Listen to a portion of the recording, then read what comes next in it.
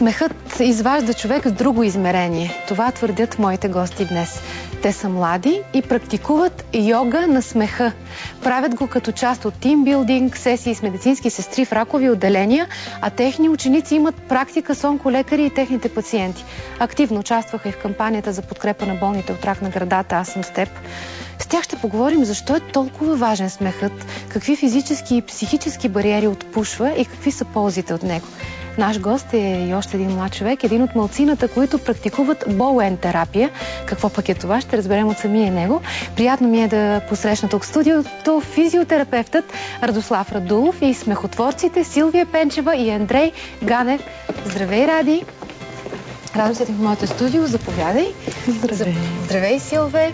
Ние с вас се видяхме и на финала на кампанията "Аз съм с теб", когато много популярни лица се срещаха с болни от рак жени и тези млади хора ни поставиха в много необичайна ситуация, като ни караха да преодолеем страха от срещата с рака, смеейки се. Беше странно, трябва да ви призная, първи път ми се случи. Със сигурност. Така, защо обаче йога на смеха? Защо просто не го наричате смехотерапия, както е по-популярно да се казва?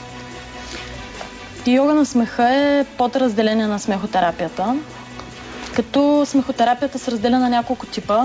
Например, гледането на смешни филмчета, клоунотерапията, това са други клонове на смехотерапията. А йога на смеха съчетава упражнения за безусловен смях с йога дишане. Сега забрави какво си чела в книгите и не ми го цитирай като на книга. Обясни ми го на човешки език. Смеха. Моята героиня днес, Краси, видяхте, тя е убедена, че смехът лекува. Кое обаче? Има някакви химически съединения в нас ли, които предизвикват смеха? Защо смехът да лекува? Хапчетата лекуват, аз това знаех до сега. По време на смях в тялото се отделят изключително много полезни вещества. Например, ние ги наричаме коктейл от хормони на щастието. Това са серотонин, ендорфин, които също така действат и обезболяващо, например. И се стимулират всички системи на тялото. Общо взето, случва се едно малко чудо с нашето тяло. Получава се един взрив от такива вещества, които ни насищат, особено когато смеха се прави по-продължително време. Когато се прави 10-15 минути продължително. А вие казвате, че са ви необходими 5 минути, 10 души, за да ги накарате да се смеят. Обаче, тази насила работа става ли? В смисъл, може ли да се смееш на сила и да знаеш, че това ти помага? Да. Всъщност това, което ние правим е, че развиваме умението човек да се смее във всяка една ситуация в живота си. Това не е нещо, което някой да ги разсмее, а те решават и го правят. Както сутрин решаваме да си направим кафе, така може да решим и да се посмеем. Просто е ново умение, което развиваме. И особено за хора, които са в такъв труден период в живота си, техни ум не им позволява да се смеят. И на филмчето беше казано. Те по-са разположени да плачат, не могат да видят нищо смешно. И ума казват, нищо смешно няма, не мога да се смееш, тъжен трябва да бъдеш, ти си болен, примерно. Докато, когато можеш да го правиш, това тръгва от тялото. И когато тялото почне да се смее с едно волево решение, тогава и това вече почва да промени нагласта на ума. Много хубаво беше казано, че трябва да видиш отвъд болестта, че това е само една диагноза. Моят главен редактор Михаела Петрова казва, има едно любимо изречение, което всеки ден ми повтаря. Упражнението е волево, не е емоционално. Да. Тоест, може би понякога трябва да се насилим, за да... Но това е само в началото. После си се смееш, така свикваш да се смееш. За нас не е насила, а за нас е избор да отидем на едно такова място, да се съберем с група хора, които имат абсолютно същото желание като нас. И тази среда ни дава възможността да направим това нещо. И само в началото изисква някаква воля да започнеш. Тоест, ние обичаме да казваме на хората, доведете тялото си и останалото се случва от само себе си. Тоест, заразяваме се един друг, понеже... Смях. Да, понеже смеха е заразителен и използваме това нещо. Ако искате да поканим в нашия разговор и Радослав Радулов, благодаря ти, че днес дойде и беше... Аз благодаря за поканата. Ти си наш интересен приятел, защото си един от малкото, който практикува друг метод на лечение, ако мога така да кажа, Боуен терапията. Какво е Боуен терапия?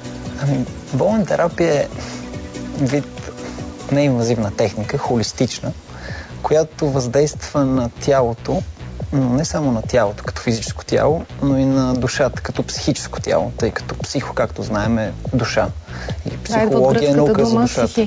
Само ми кажи, без научните определения, която въздейства и която е холистична медицина, какво правиш ти, бе, човек? Как помагаш на хората? Чрез мануална, елегантна техника релаксираме физическото тяло, но не забравяме, че то е храм на душата. И в този ред на мисли радостта е естествено състояние на човек и на човешката душа. И не случайно е казано, радвайте се и се веселете. И вярвам, че не е трудно да подтикнеш един човек в тази посока. Просто ние търсим този момент на радост и щастие постоянно в ежедневието си, за да се освободим от това нещо, което ни стяга. Всъщност болен терапията като такава холистична техника, чрез релаксация на физическото тяло, което, както знаем, когато е в отпуснато, релаксирано, медитативно състояние, радостно състояние, живия организъм просто е отпуснат. За съжаление, мъртвия организъм е втвърден.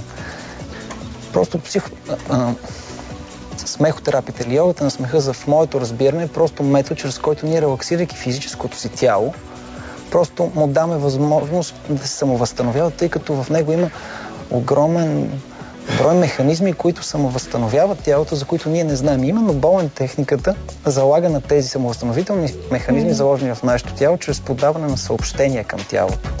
Това в научните среди е известно като състояние на вегетативната нервна система с доминанта симпатикова и парасимпатикова. Съответно, релаксираното тяло е парасимпатикова доминанта. Това е състояние. Чакай, преди парасимпатиковата доминанта, да те питам, може ли да се каже, че тъгата смразява човек и организма му, а пролетта го...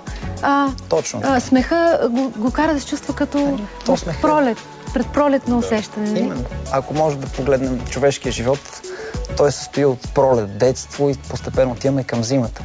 И смеха е най-естественото поведение на децата. Първото нещо, което те правят, е да се усмихват.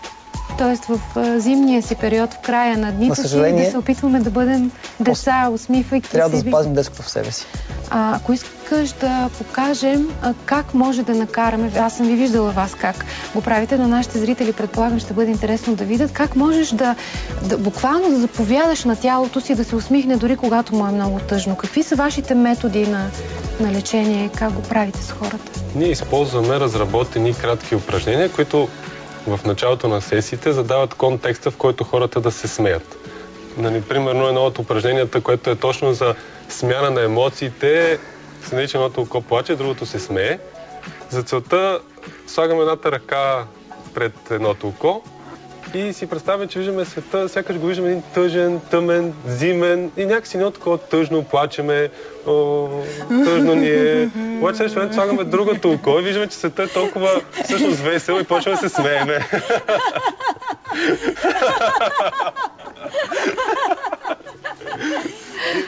И ето това е едно упражнение, което когато се прави в толкова малко, това може да продължи една минута, но започва да развива това умение, че човек не е необходимо да се чувства в една емоция постоянно.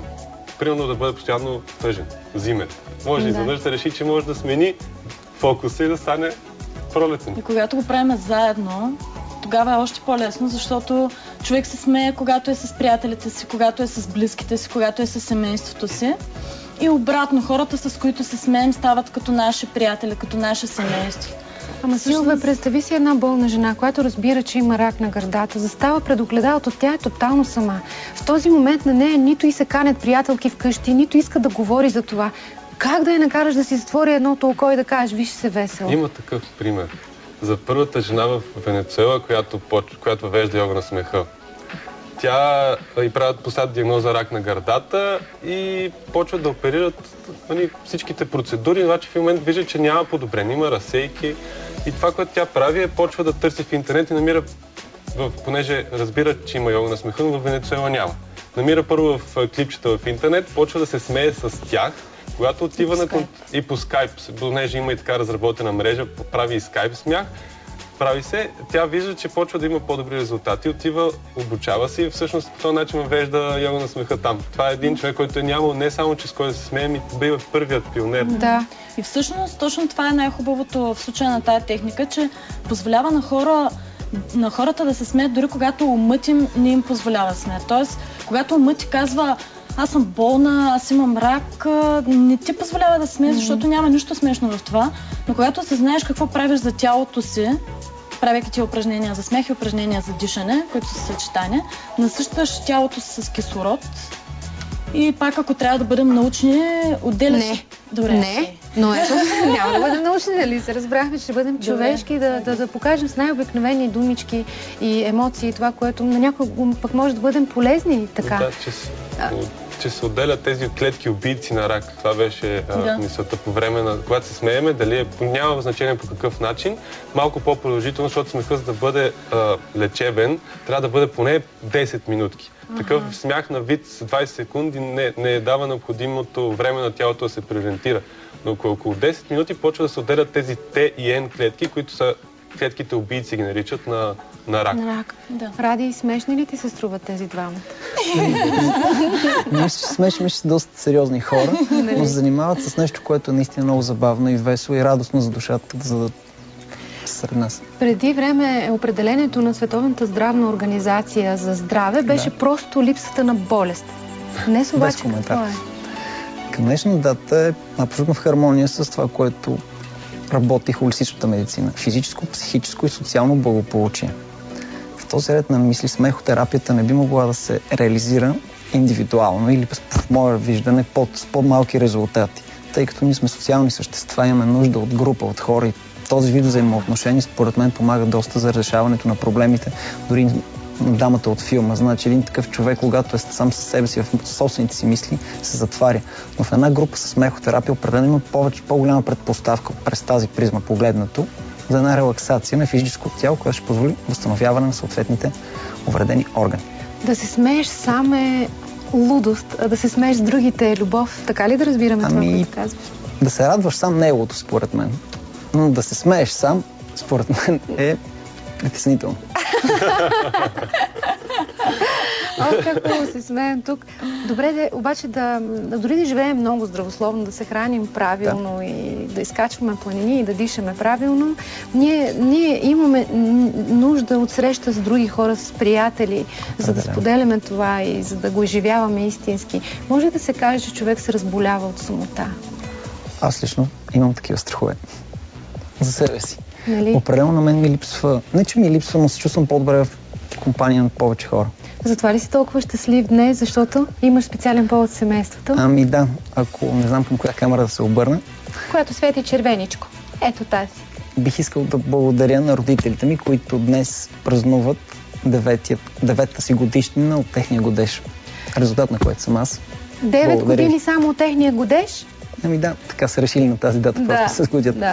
Да са живи и здрави всички хора, които доживяват и сребърните си, и златните си сватби, дано да минават през целия си път с много усмивка. И тогава този живот си струва, нали, хора? Да. Благодаря, Ниче. Това е смисъла. Обаче преди малко ми казахте за нещо, го демонстрирахте така с пръстчета, което ми напомни понякога за ситуация в едно семейство. Колкото са щастливи двама души, неминуемо се стига до едно такова размахване с пръст. Каква е пък тази терапия? Какво беше това с пръстченца? Смях с караница го наричаме.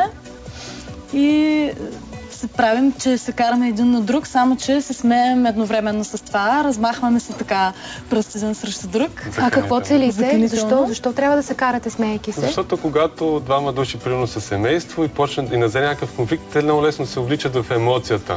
И по този начин може да се скарат много за нещо дребно. А целта тук е да видим как, че дори като се караме, може да има да се усетиме, че вместо да се караме заедно, може да се смееме. И това е нещо, което се опитваме да развивам в хората, които идват на йога на смеха, да се надсмиваме над проблемите. Тоест, в момента, в който такова нещо не се случи и дори предварително може да се тренира на сбирките, които правим, в момента, в който не се случи, просто става едно вътрешно гадилче, което веднага сменя настроението с друго. Я да видим как изглежда.